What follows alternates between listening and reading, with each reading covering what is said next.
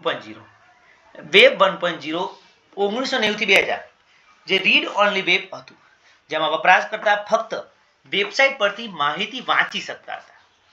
Web 2.0 2004 થી આજ સુધી જે રીડ રાઇટ વેબ, જેમાં વપરાશકર્તા માત્ર વાંચતા નથી પણ પોતે માહિતી શેર, કોમેન્ટ, સંપાદન અને ક્રિએટ પણ કરી શકે છે. લાઇબ્રેરી સાયન્સ ક્ષેત્રમાં વેબ 2.0 એ લાઇબ્રેરી 2.0 નો પાયો છે. વ્યાખ્યા જોઈએ તો ટીમ ઓરેલી ના મંતવ્ય મુજબ web 2.0 is the network as a platform spanning all connected devices. Web 2.0 applications are those that make the most of the intrinsic advantage of that platform, delivering software as a continually updated service that gets better the more people use it.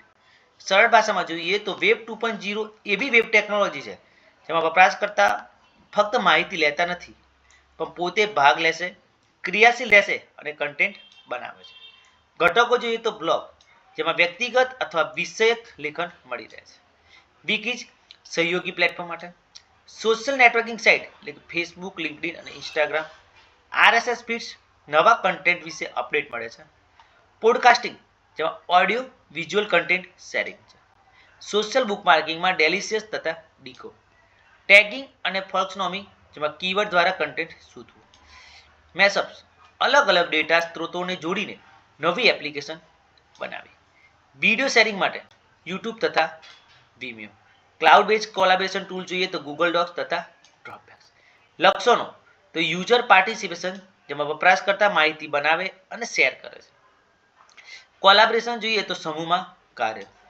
Dynamic content એટલે કે સતત બદલાતું અને update થતું રહે છે. Social connectivity તો SNS દ્વારા ગ્લોબલ નેટવર્કિંગ મળે છે.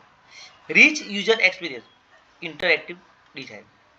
ઓપન એસ, જેમાં ઓપન એક્સેસ તથા એપીઆઈ બેઝ.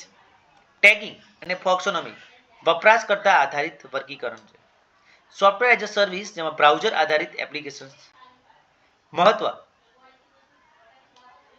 સામાન્ય જીવનમાં તો ઇન્ફોર્મેશન શેરિંગ સરળ બને છે. સોશિયલ નેટવર્કિંગ, ઈ કોમર્સ અને એજ્યુકેશનમાં.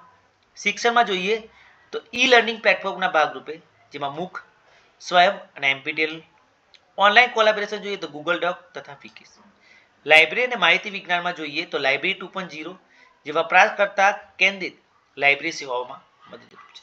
ઓપેક 2.0માં ઓનલાઈન કેટલોગમાં રિવ્યુઝ તથા રેટિંગ મળે છે. લાઇબ્રેરી બ્લોગ તથા વિકી જોઈએ તો લાઇબ્રેરી માહિતી અને માર્ગદર્શન માટે. આરએસએસ ફીડ્સ, જે નવા પુસ્તકો અને જર્નલથી સૂચના આપે છે. સોશિયલ મીડિયા ઇન્ટિગ્રેશન, જે ફેસબુક તથા ટ્વિટર પર લાઇબ્રેરી રિલેટેડ સમાચાર માટે. યુઝર ડ્રીવન સર્વિસ એટલે કે સજેશન, બ્લોગ્સ તથા ઓનલાઈન પોલ્સ. નિષ્કર્ષ તો વેબ 2.0 એ read only web, read write વેબમાં પરિવર્તન લાવ્યું. તેમાં blog, wiki, SNS, RSS, tagging, mashup જેવા ઘટકો લાઇબ્રેરી સાયન્સમાં લાઇબ્રેરી 2.0 ને જન્મ આપે છે.